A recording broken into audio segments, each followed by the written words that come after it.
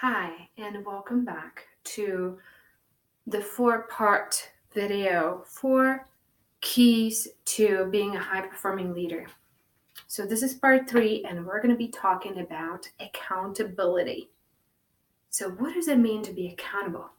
It means doing what you said you would do and keeping promises you made, especially to yourself. How would you think about this? How many times do you take promises do you make to other people seriously, but the promises you make to yourself, you just let yourself off the hook, you justify it, you get busy, you get distracted, you start giving up when things get tough, your mindset gets in the way, your thoughts and feelings get in the way, circumstances get in the way, and before you know it, your goals are out the door. Okay. So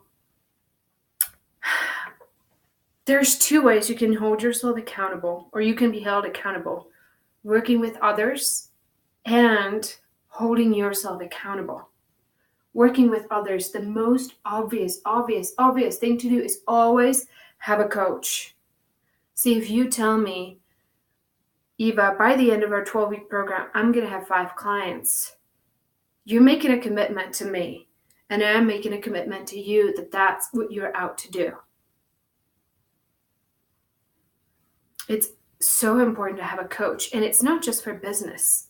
If you're out to lose a bunch of weight or get fit, or maybe find a new life partner, then you're going to hire a dating coach. Or for fitness, you're going to hire a fitness coach. And you already know the results you're going to get are going to be way, way, way different if you actually make the commitment and hire a coach. So it's so important. Now, the other thing that I tell people always to do next to hiring a coach, not instead of, but next to hiring a coach, is have an accountability buddy. And here's why. Your accountability buddy shouldn't be somebody who yells at you when you don't do what you said you would do. That might be a little too much because they're probably not a professional coach. Now, having an accountability buddy is all about acknowledgement. And what you really should be doing is find an accountability buddy and schedule a weekly call where you share your accomplishments, and then you make commitments for the next week. And then a week later, you share accomplishments and then make commitments for the following week. And it's all about acknowledgement, acknowledging for yourself for the progress you have made. So everything that you're talking to yourself is not just all the things you haven't done, but it's all about creating the success abundance mindset and sharing with other people all the good stuff that happened in a week. So that's accountability buddy. And a lot of people have some yeah buts about it and a little bit of resistance, especially you're the kind of person who doesn't like bothering other people, and you have stuff like, oh, nobody would want to work with me, or it's just too much time and hassle. Do it anyway. Cut through the mental chatter and set up a relationship with an accountability buddy. And it should be somebody you can depend on, that when you set up that weekly meeting, a weekly call, they're going to be there and they're up to something too. So you get something out of acknowledging them and holding them accountable. It's really, really fun. Okay, now we're getting into how you can hold yourself accountable. And in the bonus materials, we're going to talk about some tools and planning and things like that and practices. And you get to create your performance and how you actually manage it. But what I want to tell you right now is there's 2 very simple things you can implement in your life right now that are going to transform your performance. And it's all about acknowledging yourself and setting an intention. So every night, or you can do it in the evening, doesn't have to be before you go to bed, it has to be at some point in the evening. You plan the next day. You set intentions for the next day. You get clear on what you want to accomplish the next day, as well as who you want to be for the people around you. So you set that intention for the next day and you write what are the main things you're going to accomplish. And I want to say a few words about that.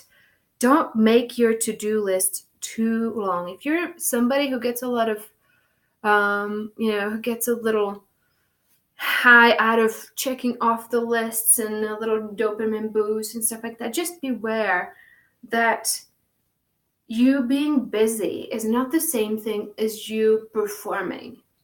It's really not. You've got to focus on the things that are really important. And that is why setting those things up a day in advance and really getting centered. What is the most important thing I could do tomorrow? Maybe 2 or 3.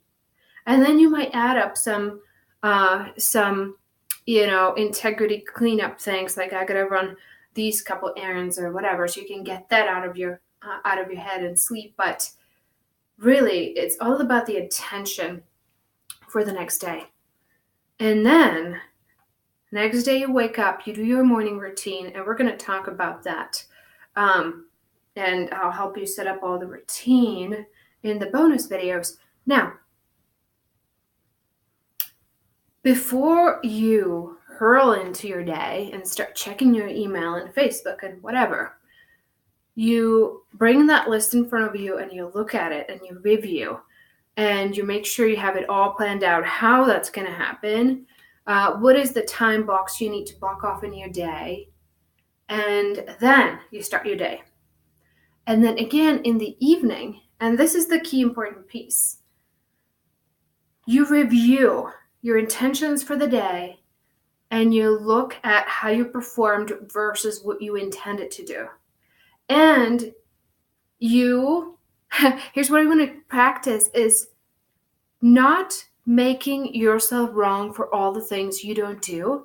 Instead, acknowledging yourself for all the things you did do, all the things you did get accomplished, all the great conversations you have, all the ways of being that got transformed, all the ways you were with the people around you, wherever you had, extra power, like you stepped outside of your comfort zone or you said something that needed to be said you otherwise wouldn't say, as well as all the things that got done, especially on your business as you're building it. Okay, so those are the 2 important things. Set intentions the day ahead and acknowledge yourself at the end of a day for everything you did and all the great ways you were.